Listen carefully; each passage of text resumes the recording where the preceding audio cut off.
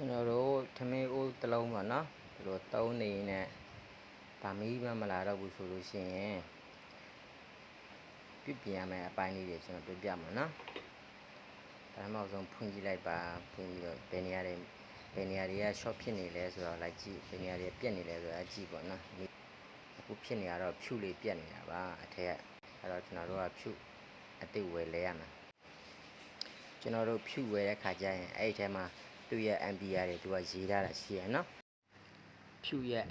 temperature တွေ ampere တွေရေးထားတာရှိရနော်အမှကြည့်လိုက်ပါသူက185 10A လို့ရေးထားတယ်အဲ့အတိုင်းကိုကျွန်တော်တို့ကပစ္စည်းကိုမှားပြီးတော့လဲရမှာဖြစ်ပါတယ်ဒါကတော့ကျွန်တော်တို့ပစ္စည်းနေရာအပိုင်းကိုပြင်ဆင်လို့ပြီးပါပြီခင်ဗျ